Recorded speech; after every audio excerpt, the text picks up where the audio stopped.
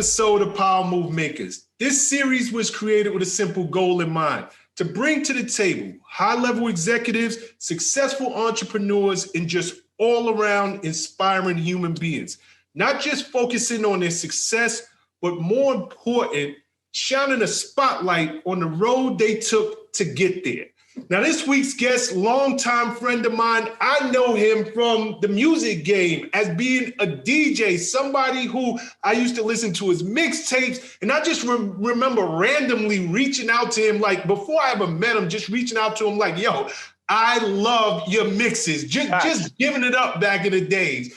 But for a long time, I've been wanting to get somebody on our program that was immersed in sneaker culture. And unbeknownst to me, this is the man. So please welcome to this week's episode of Power Move Makers series, DJ Delz, AKA the Sneaker Addict. Delz, what up, bro? Thank you for having me on, Mr. Shawn Prez. It's great to see you, bro. It's great to see you. Absolutely. Absolutely. It's great to see you, brother. Like, it really, really is. And I love your background. I love all those kicks. Yeah. Okay, Delz, I know you as a DJ. Many of the people who are going to hear your name, they know you as a DJ. Where did this obsession with sneakers come from? Well, what happened was I started making more money. I was able to buy sneakers, I was starting to really get right, with the look and everything. And then I was running around with Jermaine Dupri for a little bit. I became cool with Bow Wow. And I remember Bow Wow, he did a YouTube video showing off a new pair of J's. And I was like, man, I got all of them things. I said, let me make a little video myself. There wasn't really many videos on YouTube. There was like 2 or 3 other guys doing them. So I did one video and it caught like wildfire. And at the time, my YouTube channel was just behind the scenes stuff. Like, you guys would have them listening events when people are putting out their new music. We go to Daddy's house and listen to all that music, and I'd film and interview the artists. So I had that going on, but the sneaker videos were popping. I mean, it was crazy. I mean, I had Funk Flex call me, yo, these videos are crazy. If he's calling you up, he was like, I love these videos, these sneaker videos. So I'm noticing a lot of people like really gravitating to the sneaker stuff. So I said, you know what? I'm going to just put out a sneaker channel and just show off every time I buy a new pair of shoes. Before you know it, brands are hitting me up. Yo, what's your address? I'm getting all the free J's, free Nikes, free Adidas, free everything. I mean, stuff I don't even want. My house is filled with it, with everything, clothes, everything. So I just kept going with it because it was fun. So you weren't even looking to get into that business. You just this is organic. I did this for fun. Wow. Straight up fun. And, is for anybody who doesn't know, please go and check out his YouTube channel. There are hundreds of thousands of subscribers. This man has all kinds of kicks. He reviews everything on that channel. Your channel is amazing. Thank you. First and foremost.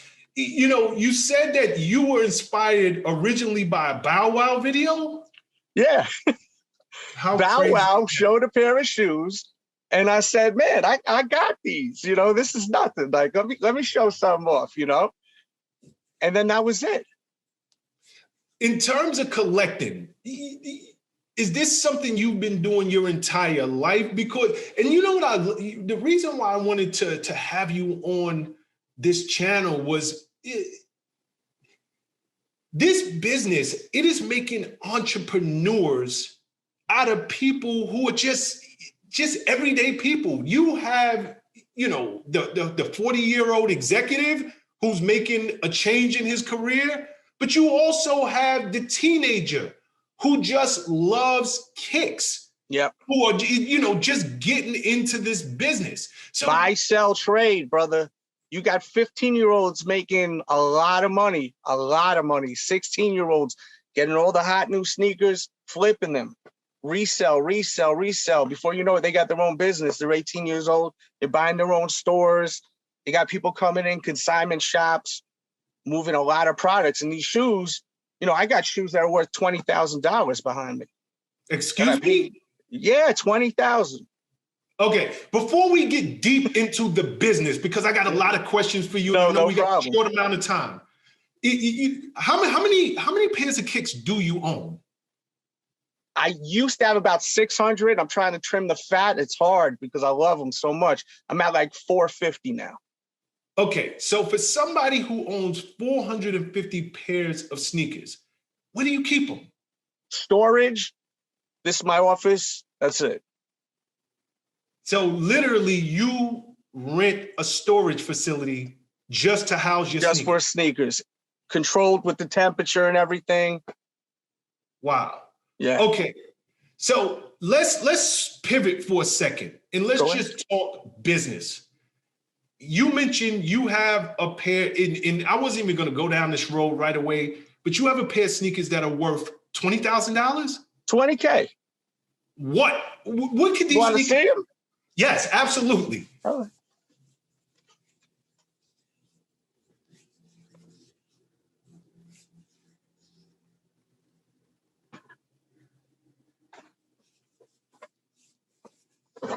And for anybody who is watching this, I should have known.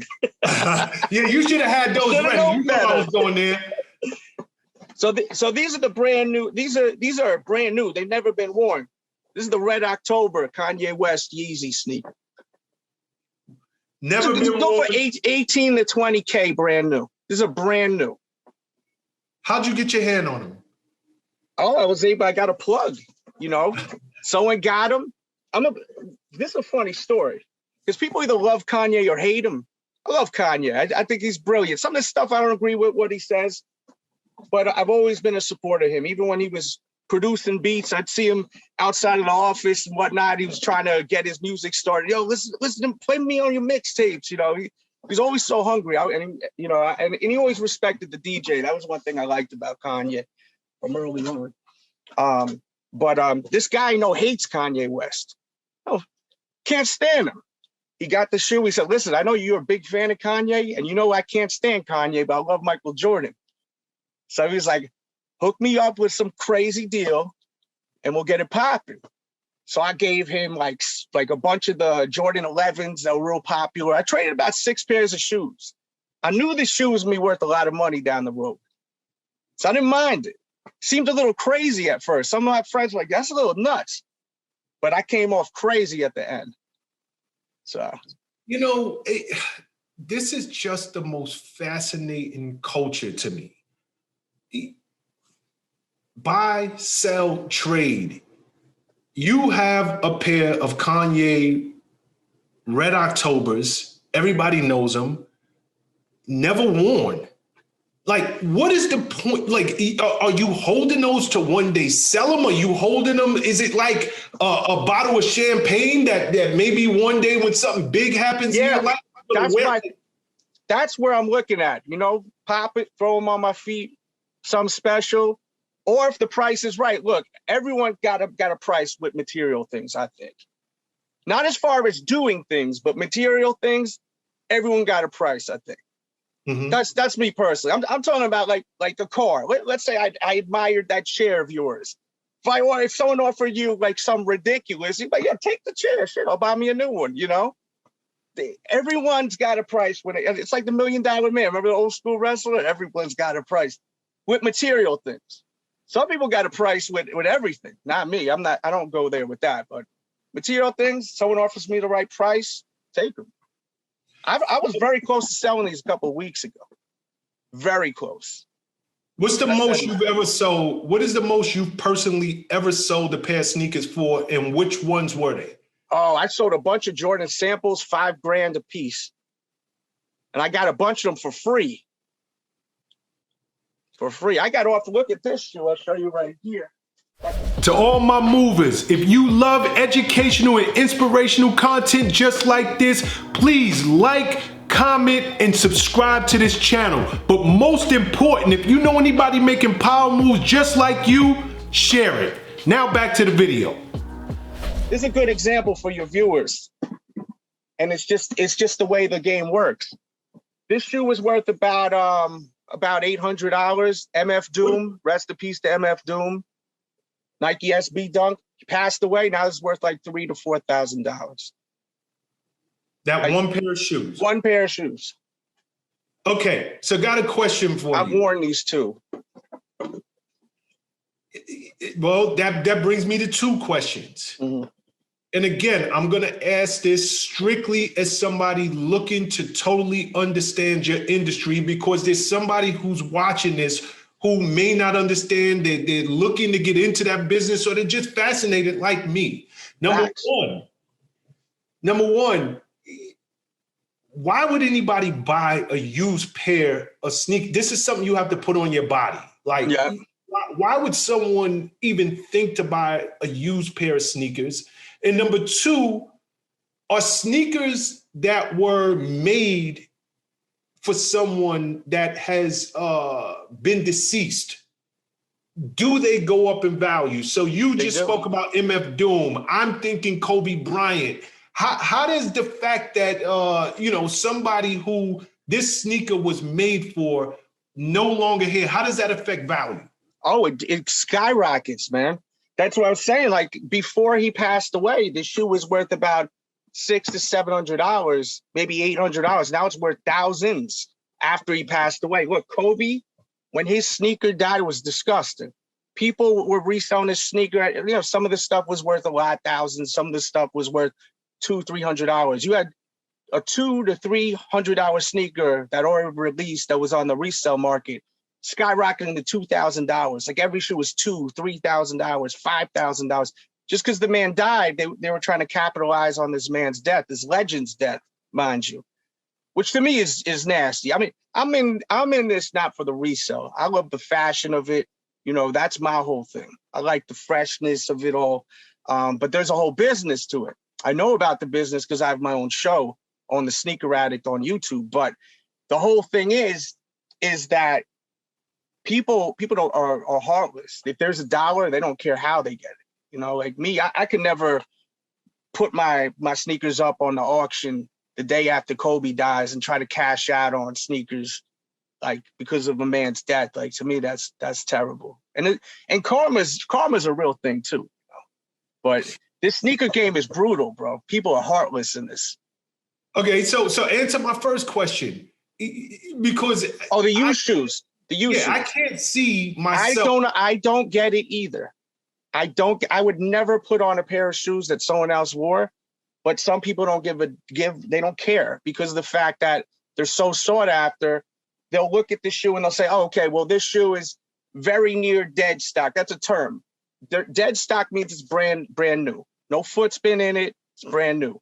Very near dead stock. That means like it's been worn a couple of times. Some people wear a shoe that's been worn like crazy. It just all depends on the kind of person you are. Me, it's newer. I'm good. I'm wearing someone else's shoe. That's kind of weird to me, but hey. Yeah, it's very weird. How about, I heard you mention earlier, samples. Explain to us what is samples. And, I think I have an idea. I think it's self-explanatory, but just in case I'm not understanding the terminology, and are samples worth more? Like, what is the value of samples? Sample, well, there's all different kind of samples. You got a production sample, which basically is when it comes back from, perfect example. This is a production sample right here. This is my shoe. I got a sneaker deal off YouTube videos. I was telling you off camera. I got my own sneaker to release about 3-4 years ago. Sold out in an hour. I think less than an hour, but we'll say an hour. Through who? Through Saucony. This was my actual shoe I put together with Saucony. And I'm asking you because some people are going to be listening to this on audio. Okay, yeah. So this is the Saucony Grid 9000 by DJ Delz, DJ Delz. And this has the tag on it. So when we put together this, I went to their headquarters. We picked out all the materials. They go for the production sample. They mail it back. I get the shoe. I look at it. And then I'll say, okay, we got to change this, change that, remove that. Oh, basically like someone sends a demo with music, you guys listen to a rough cut and they say, okay, you gotta change that bar. You gotta tweak the beat too. We gotta add something to it. It's the same thing. When the shoe comes in, we gotta check it out. I see something I don't like. Now, this shoe right here may have something different to it that the original one, the one that actually comes out, the product that comes out. So this is going to be unique because there's not many made. There's only 3 of these made the way this is a production sample. So this is very valuable because there's only 3 of them in the world. Sometimes brands make sneakers, they scrap them. They're like, you know what? We're not going to put these out. We're just going to scrap them. So what happens to those sneakers? They get obtained by some of us, and then that's big money right there because these are shoes that there may be 5 in the world of, 6 in the world of samples. I got Kanye West S. Carter shoes, never released, samples. You know, Big Bro, Jay-Z, designed by Kanye before all them deals and all that. Worth some paper. I got, like, you know, the sample game is crazy. If you get your hands on the samples, it's a lot of money in that, depending on what sample it is. Okay, so it leads me to another question. When I was coming up, when you thought of sneakers, you thought of athletes, right? Sneakers that were worth anything, sneakers that we all wanted to wear. You're thinking Jordans, or even going back further than that, the Converse, with Magic, Stan Smith, the Stan Smiths. Yeah. And I remember somewhere in the 90s, and I believe it was Reebok. Reebok kind of shifted the industry. And I think I'm, stating this correctly because it went more lifestyle. So they started to bring in people who weren't athletes. Yeah. People Jay-Z, G-Unit. Remember they had the G-Unit sneakers? That was through Reebok too. So does it matter, in terms of value these days? Oh, yeah. If it's an artist, if it is, or is our sneakers worth more when they're attached to athletes still, and then maybe artists or celebrities second, or is it just how big the person who the sneakers are named after or made for, does that determine the value? Well, the difference between then and now is then they were just giving these guys their own shoe, like the S. Carter, the G-Unit sneaker. Now they're attaching the athlete to the artist. So you have an Air Jordan Travis Scott. You have an Air Jordan Drake. So now you got the power of Michael Jordan's Jumpman, and then you got the power of Drake. You have the power of Travis Scott, who's a heavy influencer. Everyone's watching what Travis Scott's doing next. So he puts out a shoe, it's selling out instantly, and then it's reselling for $1,000 or more, which the shoe retails for about $250. It's a nice flip right there, especially if you get a couple of pairs of those. So yeah, that's an amazing flip. So right now, you're saying you don't have to be Stephon Curry or Kevin Durant. You could literally, right now, Travis Scott, you get a pair of Travis Scott, that's going in minutes. Oh, it's gone in seconds, brother. Not even minutes, it's seconds. Wow. They're selling like this. They have bots now. They have these computer bots that you put into your computer, and it literally does the work for you. So it'll keep pounding a site with different emails trying to get in, with different credit card numbers, to the point where it's virtually impossible for the average guy to even buy the shoe. And then these guys that are using these bots, they're the ones that are actually reselling and flipping the shoes, a lot of them, because they're getting in like 4 or 5 to 10 pairs of them through these complicated programs. They're just programs that just keep hitting the site, bong, bong, bong, bong, bong, till they get in. And that's a whole nother thing. Okay, let's go down that rabbit hole for a second. Okay. Resale market. $2 billion industry. If I'm a kid, how do I even go up against these bots? Like, how do I get my hand on any of these sneakers? Is it going and sitting outside of the retail store? Like, how if I don't have the resources, how do I get it? Prez, these kids know more about bots than the older heads, man. They know it all. You got to remember, when we were kids, what did we have? What did our parents give us? Toys, books. These kids got the iPad now. They're doing this all day. So when they're 15, 16, they know how to do all these bots. They know how to do all of this. I mean, my viewership goes from people that are 13 years old to 65 years old. And the young ones are the ones that are telling me, oh, I could hook you up with the bots. And then I see their face and they're little children. I'm like, I can't take it, I should take them serious, but I'm an adult. I'm not trying to deal with no kids, but they know everything about these bots. These young kids that are 15, 16, they're crushing it. They're actually hurting the game, a lot of them, for the people that are just fans of shoes like myself that just wants to buy a pair of shoes to wear, or to have for a collection. Because I am a collector. I am not just someone that just has 400 and somewhat pairs of shoes just to wear a different pair every week. I do consider myself a collector. I think if you have more than 10 of anything, you may call yourself a collector, right? Correct. Okay, so if I'm trying to get into this business,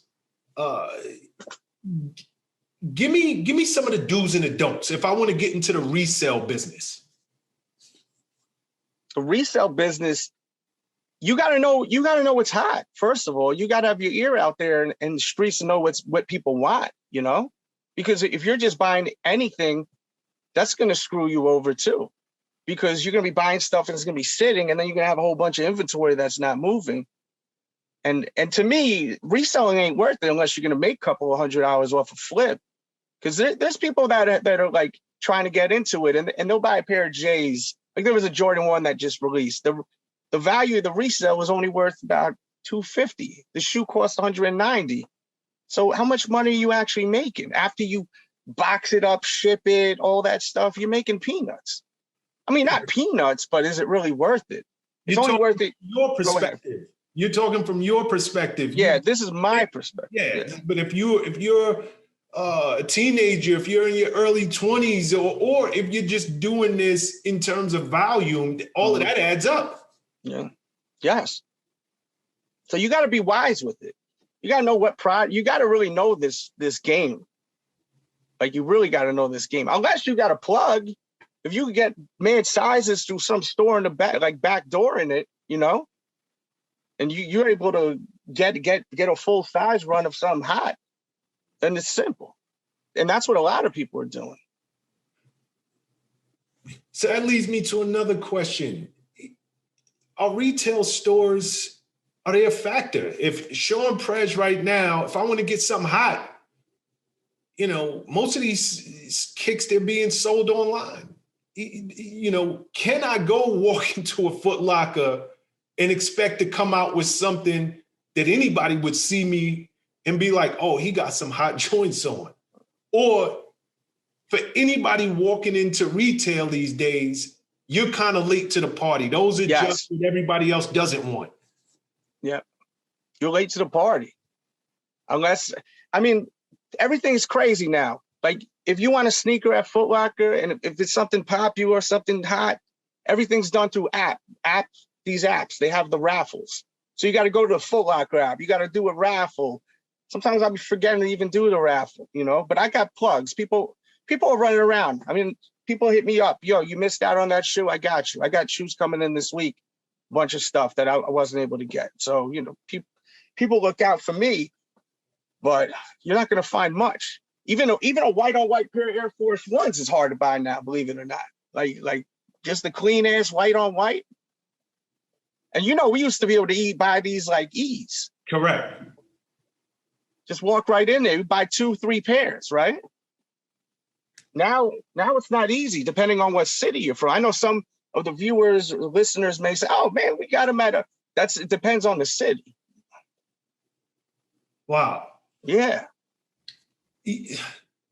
So for because this is, just information that I think people should know. If you're walking into a regular retailer, you're probably somebody who is either out of the loop or you're not in the business, because Foot Locker is not going to sell anything that's of value. Facts. I mean, you may be able to catch a clean pair of Air Maxes or something like that, but anything that has a value of like, as far as reselling, you're not going to catch nothing just walking into the store. Okay, I keep hearing you mention the plug. When you say a plug, is this just somebody who has access to bots? Is this somebody who works at a Nike or an Adidas? And how valuable are these plugs? Are they making money, just being able to say, look, I got such and such on the way. I'm putting a call into you first. Like, is that a whole business in and of itself? Of course. I mean, look, it's just like any business with relationships. You got that one person that that could take care of you, I'm sure people, if you need something, you could call them up, right? If you need to get Absolutely. the hot thing, the hot product, the hot this, that's the plug. I mean, it could be all of those things you mentioned. It could be the guy that works at the store, that manages a store, the guy, someone that's sick with the box and be able to just get like 20 pairs and like, here. Like, I had someone that sent me a pair. I got these Jordans right here. I missed out on. They sent them to my PO box because I always leave my PO box in the description of my videos. They sent me shoes. I don't even ask for them. They just mail me them. They're like, oh, I know you got them, and I know this dude is ill with it. Like, he got so many plugs. So he did. It's all about who you know with anything in life, and definitely with the sneakers. Like, because the thing is, look, they stopped making after last year. They really stopped making as many Jordans as they used to. If you look back 5 years ago, people were complaining. They don't make enough Jordans. Everything's selling out. People are getting shot over the sneakers, a lot of violence. So Jordan Brand 5 years ago said, you know what? We're going to make a ton of shoes. And they did. They made a ton. What happened? A lot of supply. What happens? The demand goes down because the price of the shoe ain't worth nothing no more, right? So they're all sitting there. I'm sure they were dusting the shoes off. There would be 20 retros, bro, just sitting on the shelves when you go to the mall. And it was easy. It was the way it used to be back in the days. You walk, if you got the money, you get the shoe, right? Unless you're late. I mean, if you're really late to the party, you like 2-3 weeks later, you may not get them. But I think Jordan Brand was forced to make them limited again because it's bad business. You don't want your products sitting on the shelves, no matter what product it is. Imagine back in the days before all the MP3s, imagine Biggie's CDs were just sitting on the shelves. That's a bad look. Like, if they were not selling well and doing numbers, any artist, they gotta be moving, or else people are gonna say, oh, they're whack, because everything's about the numbers. So when you have like 20, 30 pairs of Jordans, well, not 30, but 15, 20 retros just sitting on the shelves, it forces Jordan Brand to cut back and say, listen, we can't put out this many shoes because it's not there's not a lot of hype. So it's not even so much how dope the shoe looks. It really comes down to the supply chain. It comes down to accessibility. A supply and demand all day. Yeah, because back in the days, it was all, that shoe is hot. Like yeah. I want that because it looks good. It matches with my clothes. I'm going to wear it. But it seems like, and correct me if I'm wrong, this market is driven strictly by supply and demand, and the manufacturers themselves are dictating the market.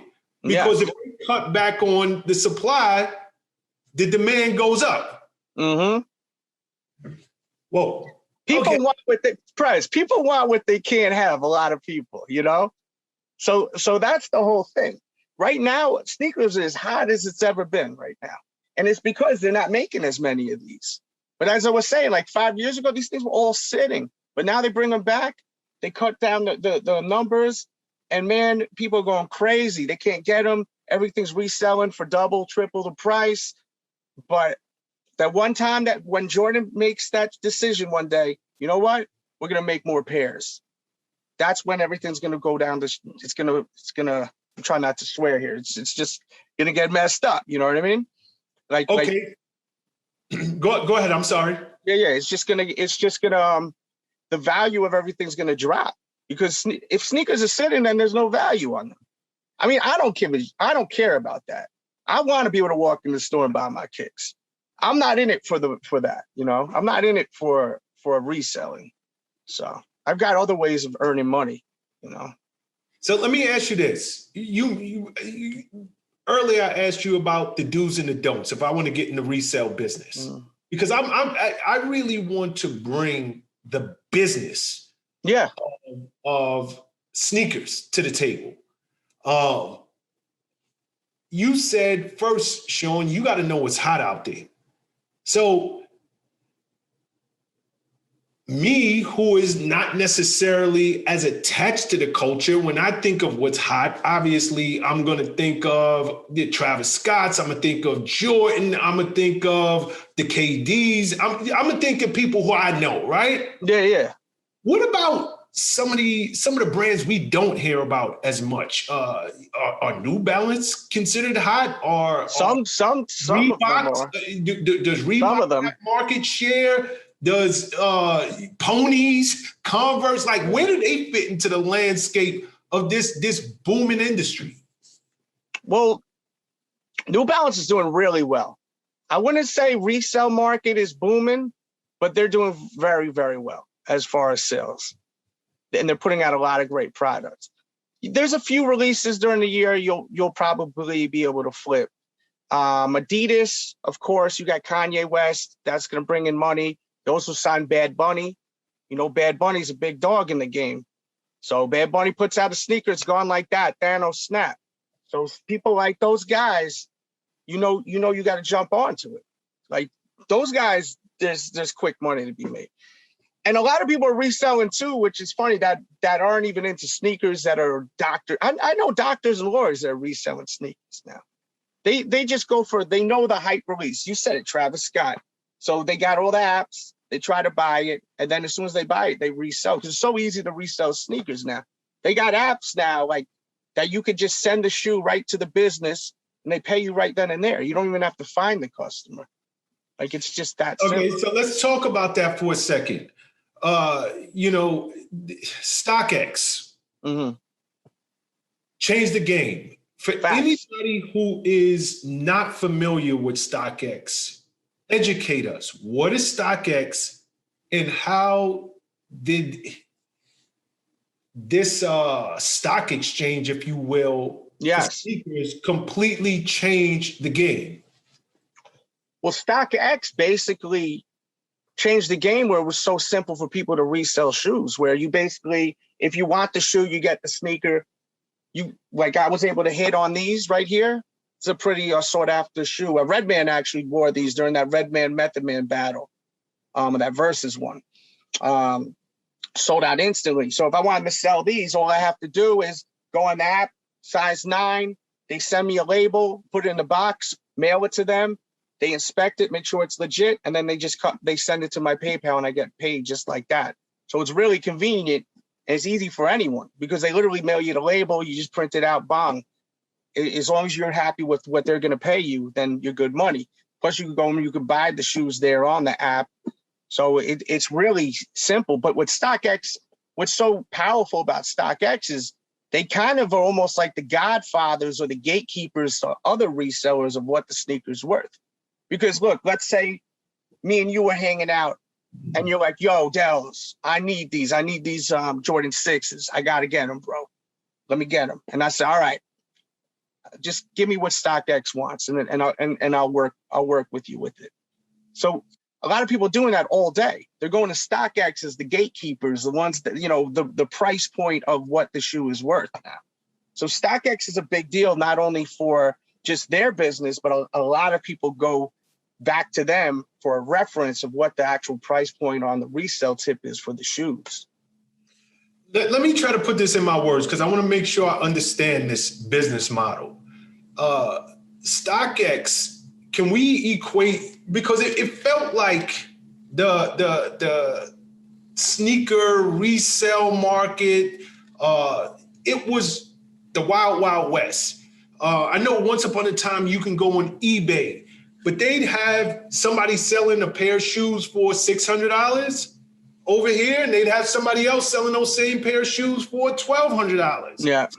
It's and correct me if I'm wrong, it almost feels like StockX is what NASDAQ is to corporations really regulating the value of what a business entity, their stock is trading at on a daily basis. That is what StockX is for sneakers. Did I get that correct? So now, yeah, to an extent. I mean, the whole thing with StockX, one of the guys that runs StockX, I think he just recently left the company. I'm not 100% sure, so don't quote me on that. But he had this site. It was called Campless, and what he was doing was he was doing basically the stocks of the shoes, how much the sneakers worth through gathering information on eBay. And that's how it first started. And then he had investors come in and they teamed up and they put out this StockX thing. But it started from him just gathering information on how much these shoes were actually being sold for, and then coming up with an idea number of what each shoe was worth. You know what I'm saying? So, okay.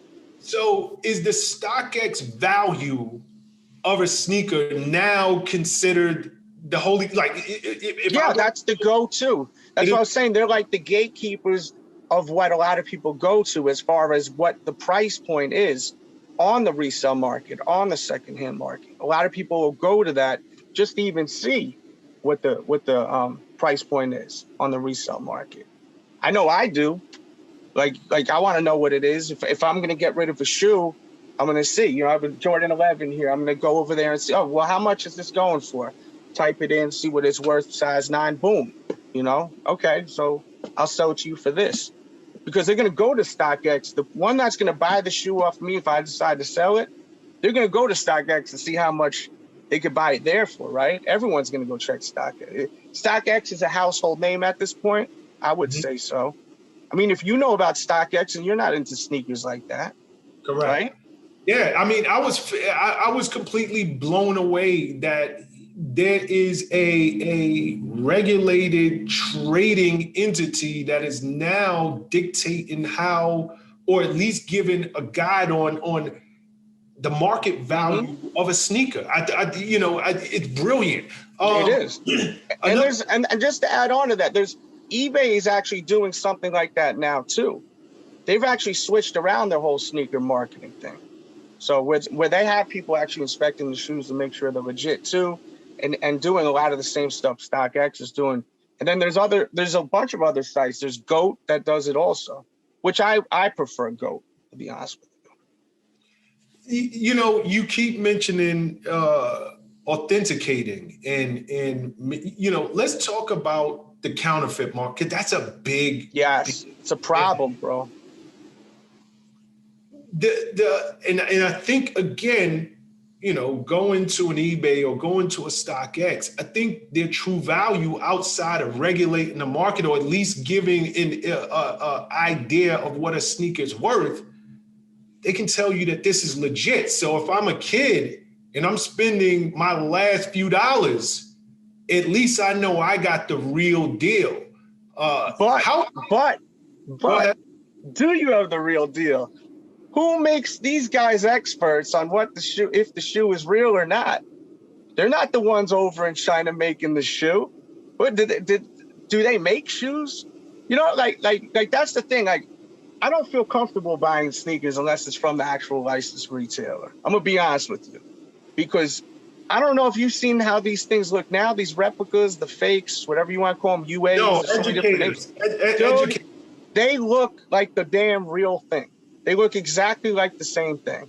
It is so to the point where I'm not buying from GOAT. I'm not buying from. I have bought a few pairs from GOAT just because I had to.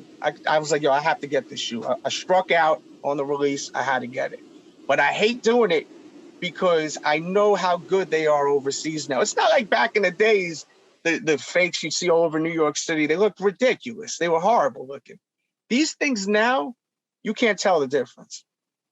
You cannot. No, even you, who is somebody who's immersed in the business, you have had your YouTube channel going strong for 10 straight years. You're telling me you cannot tell the difference. There's little ways you can tell. Let me see if I have this here. One way you could tell is this. There's these UV lights, right? The people in China, and this is how ridiculous this is, because You would think you could tell by just holding the shoe, but no. You got to hit it with the UV light. And the people that make the counterfeits, they put a lot of sketches in like an invisible ink, markings when they're making the shoe. So you get one of these UV lights and you hit it. If you don't see those lines all over it, that's one way to ID that it's fake, that it's legit. Like no lines here, this is a legit pair. They also put they usually put like a Chinese stamp on the front of the box right here. And this is good for your viewers too. When they buy the shoes, even from eBay or wherever, they usually put like this invisible ink, like when you go to the club or something like that. Yes. And they hit you with one of them stamps, then they hit you with the light. They usually put a stamp right here, like a Chinese stamp. I don't know why they do it, but they do. And I always check out the sneaker like this. I hit it with the light here, and I hit it with the shoe. That's one way to ID the fakes. But besides stuff like that, bro, you can't tell. You can't. So Wow. What makes these guys at StockX, at GOAT, at eBay, what makes them professionals? They're not sitting in the factories, sewing and gluing and all of that, So I don't feel comfortable buying from them. That's just me. Sneaker Con, is that still, because Sneaker Con, whenever I think of this industry, especially the reselling, I think of, they were the first that I know of, or they're the most popular that I have ever known of. Are they still viable in this industry? If I'm somebody who, I might not be like you and own 600 pairs, but if I want to make good money, I want to make some money. Do I still invest in the sneaker cons of the world? Or is it, Shawn, you might as well just save your money and do what you do online? Let me ask you a question. If you can make the same amount of money hanging out in your home that you can go and driving, stacking a bunch of sneakers, throwing them in your car, putting it on the table, what you gonna do? Point taken. Okay, so is that business model, in your opinion, nearing the end of the road? I will say this, but for people that love this culture and want to be out there and meet people and talk and do business outside of it, then it is something valuable still to an extent. Like me, I don't want to go to no sneaker con where there's billions of people right now. COVID too. I'm not trying to be out there right now like that. But like, it is valuable to an extent. But me, if I was just doing the resale tip, why would I leave my home? Like, why would I even do that? Like, time is money. We all know this, right? So why are we going to go out and do all of that when you can make the same amount of money at home? I mean, look, you can even have people pick up the packages if you got to ship something out. You don't even got to leave your crib ever. So. Wow. When I think of, again, the culture, I think young, I think male.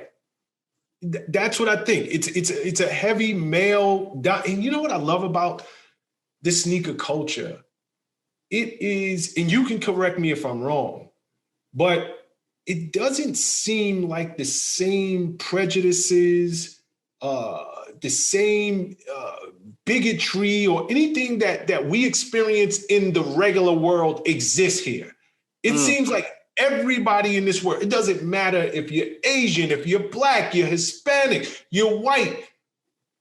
If you're into sneakers and into this world, you're kind of a race or a creed of your own. Do I have that? 100%. It's like a cult. It's like your own wave. It's a beautiful thing, and I never really even thought of it like that. But it's really, people that love sneakers love to talk to other people that love sneakers. That's just what it comes down to, and that's how come my show has done so well. I mean, I've had the show for a long time. People love to hear people talk about shoes all day. They're obsessed with them. I mean, look, I can't ever imagine not being into kicks. It's just part of my life, So I could go on a stream and talk about it for 2 hours in the morning, do a morning show. We talk about other stuff too on my show, current events. It's not just sneakers for 2 hours, because that would be boring as hell. I have a lot of casual people that don't even really care about shoes. They just want to hear about what's going on with music and all and movies and stuff like that. We talk about all types of stuff. I usually have a couple of co-hosts on the how big is it, because again, I think of young males. Yeah. Is the female population growing within this country? Oh yeah. The ladies are repping. They're doing their thing, the girls. They really? are. Oh yeah.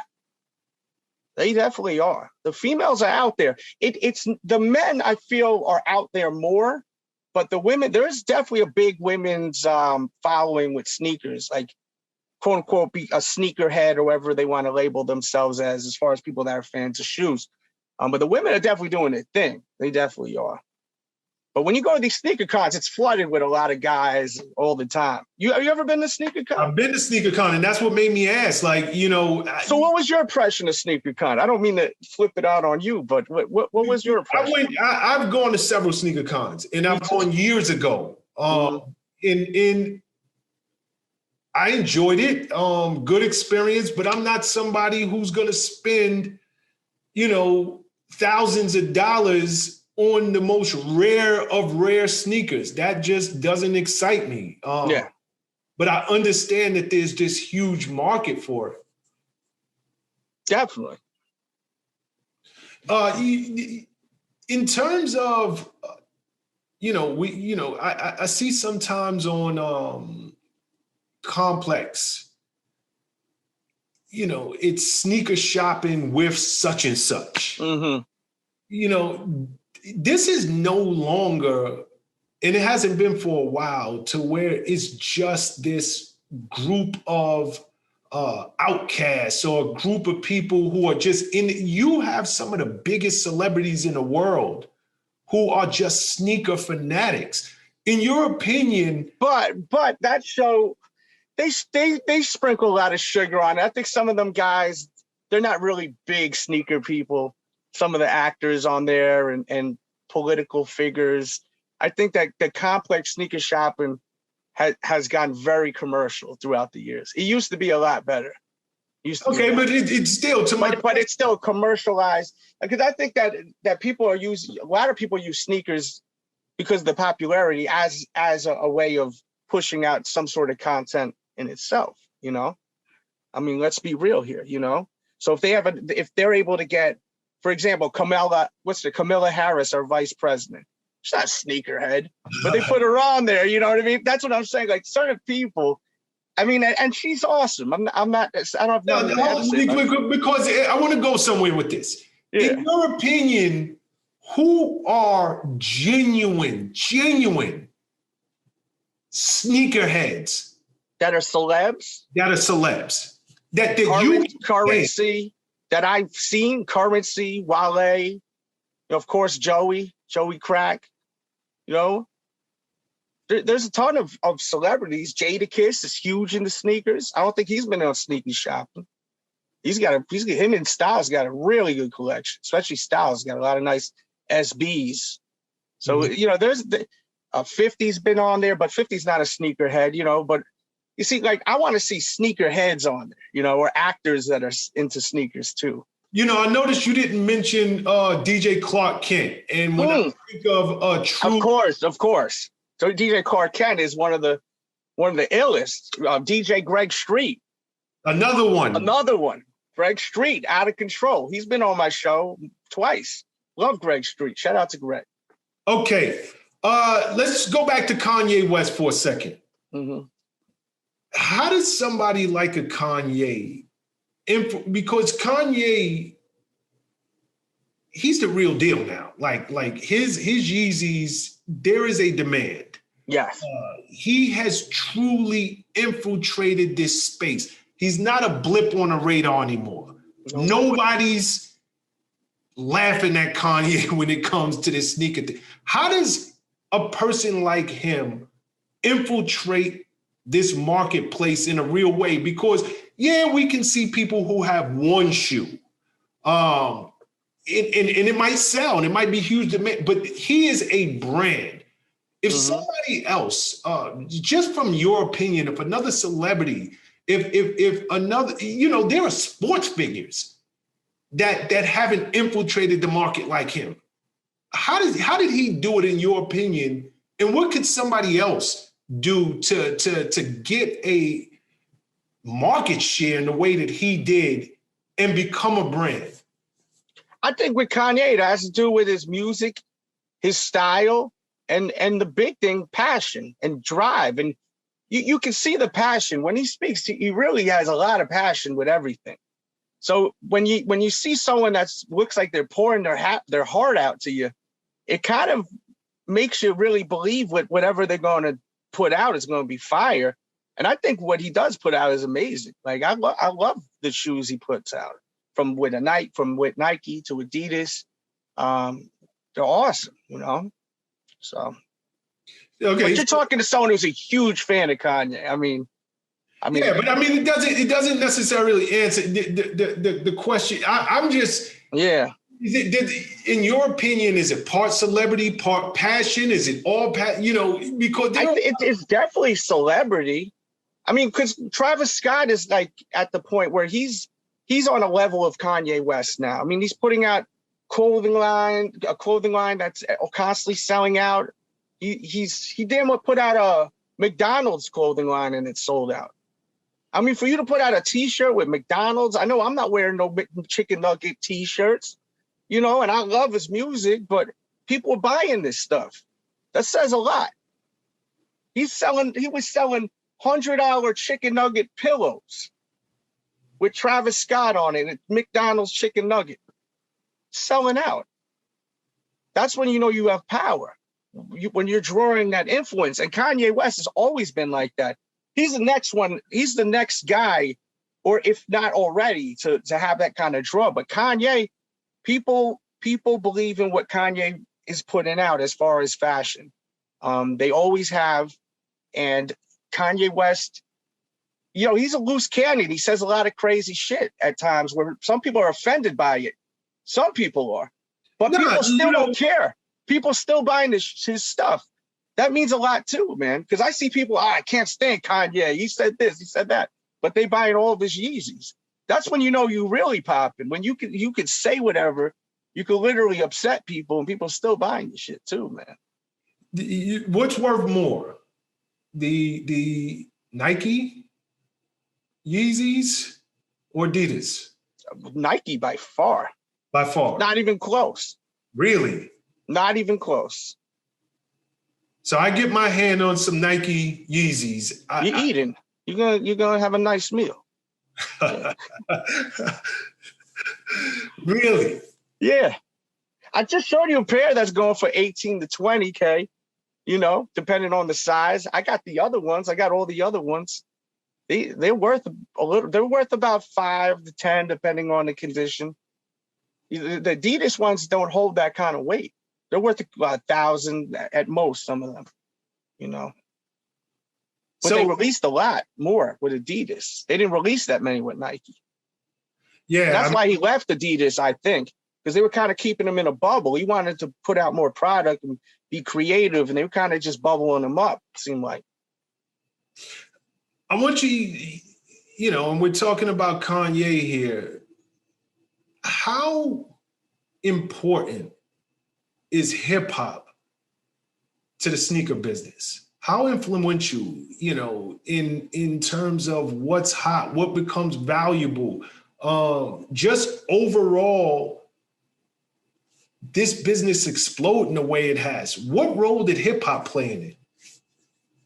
I mean, hip hop's always played a role, you know that, but now it's crazy. I'm going to tell you something else, and this is going to blow your mind too. So, Nike Dunks. Nike Dunk. I showed you these before, and this is going to play a part of this. Travis Scott and his girl, they bought a bunch of SBs and started wearing them last year. Resell on Dunks, the desire on these type of style shoes, there was always a little bit of desire for it. We're talking about to the point now it's like literally impossible to buy Dunks now. The resale value has skyrocketed on every single dunk, just because not only Travis Scott's been wearing them, but also because his girl is wearing them now too. So the ladies want to buy Dunks, the fellas want to buy Dunks. So, you know, there's still influence with hip hop. I mean, his girl's not hip hop, but, you know, It's just the whole matter of you're seeing even another type of person. That's a celebrity. These dunks, not this particular dunk, but this styled shoe, these were sitting a few years ago, just sitting. And now they're so hard to buy. They're just as hard as buying Jordans, maybe even harder to buy than buying Jordans, dunks. This styled shoe. Because they wore them. Just because they wore them? Just because they wore them. Okay, so I firmly believe earlier. I asked you this earlier. Who or what is the hottest shoe I can buy right now? That released this year? That released this year. I would say it would probably be this shoe that released by Michael Jordan's son. It was this Jordan 1. It was called the Trophy Room Jordan 1. Limited to, I think, 23,000 pairs, if I'm not mistaken. No, it was less than that. Excuse me. But it was a limited pair. It had to do with his first All-Star game where they weren't giving him the ball to play. So he was frozen out, they were saying. So it was like a Jordan 1, Chicago Jordan 1, and they put kind of like a frozen kind of like gloss over it, like he was frozen out. Because, I don't know if you remember that game. Only scored like, I think, 9 points the whole game. No one was passing him the ball because he was the young guy and he had all that hype. He had his own shoe. He was popping. So people were hating on him. So they didn't want to pass him the rock at all. So his son put out a whole shoe on it, on that story. And that shoe, man, caused so much pandemonium. And it's worth a lot of money right now. So that's probably the hottest. That's the ticket. It literally comes with a ticket too. Sneaker. What are we talking? When you say a lot of money, what are we talking? I think they're going for about 3 stacks now. 3,000, 2,500, $170 sneaker. So that's the hottest sneaker right now. If I can get now, I would say 2021. That's the hottest shoe right now. What's the hottest shoe of all time? To me, are you talking about what I think is the hottest shoe of all time or value? Let's go both. Hottest sneaker of all time. My all-time favorite is the Air Jordan 6, black infrared. When I was a kid, I always wanted that shoe. When Michael Jordan won the championship against the Lakers, I remember wanting that shoe so badly. Kids were playing in them. My father was like, hell no, I ain't taking you to get those shoes. I'd play basketball on the court. My friends would be wearing them. I'd be like, damn, I wanted them. So that was a shoe I always loved. But, value-wise, it's all like, I don't really care about value, Like, okay, you might not care, but for somebody who's watching this or listening to it on podcast form, just, think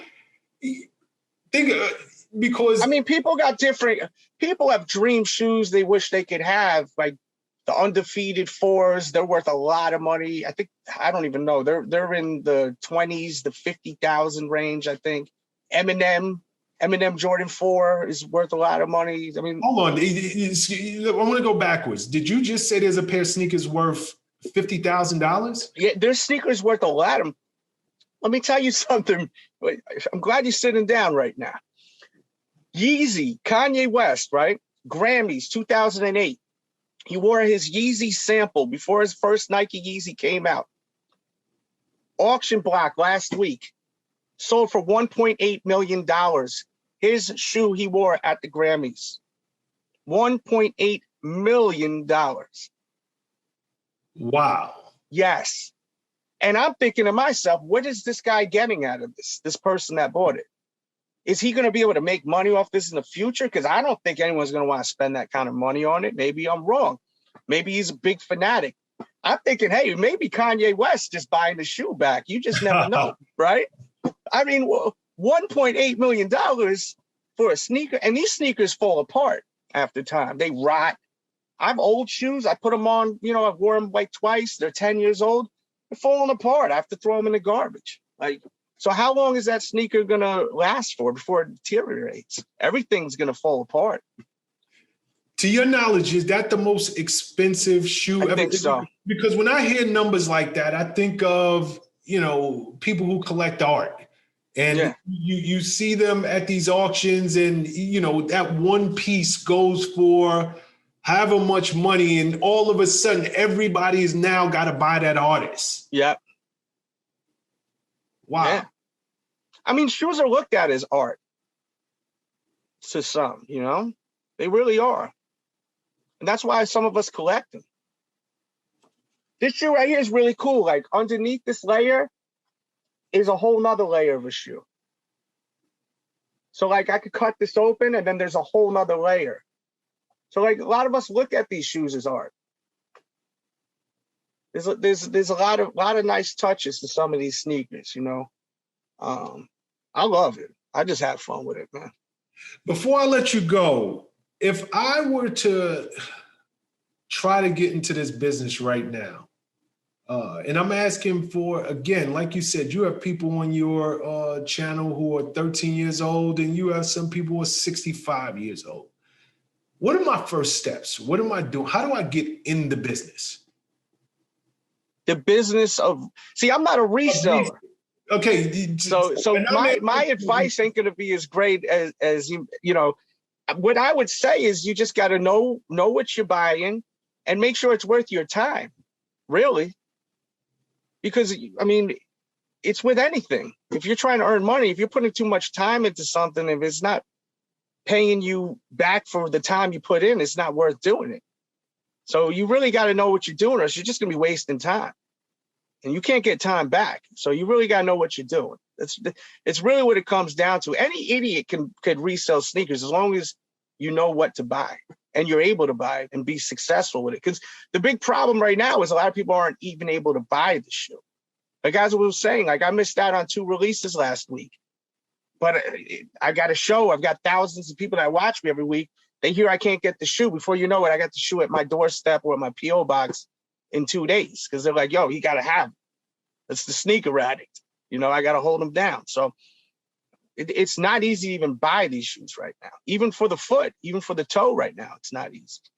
So for someone just entering right now, I would say the only people that I would say it's even worth getting involved with is if you have a plug, if you know someone that can actually provide you with these shoes, because it's not going to be an easy task for you to just get on your computer on a Friday morning or a Saturday morning, be able to buy them. You got to know someone right now, because you have thousands and thousands of resellers that can't even get the product right now because they're selling like hotcakes. Wow. Yeah. Delz, I appreciate you, brother. Yes, sir. You know, a lot of education today. This is an incredible business. Is the business, is it growing? Do you see any end in sight? Oh, it's not going to stop, because every day, see, I've had my show for a while. So I constantly having new people coming in, and then I have people that'll leave. So there's constantly going to be new people trying to get, that are into sneakers that are coming in. Every day someone's going to be into sneakers, someone new, you know? I mean, and it's a big business. Look, I don't resell sneakers. I'm able to make money just monetizing through my show, working with brands, work with so many brands. You see this wall right here? This company just brought this all to my house. I've got 2 walls like this, you know? This is a way of me monetizing. I advertise this company, excuse me. I advertise probably every brand you could think of.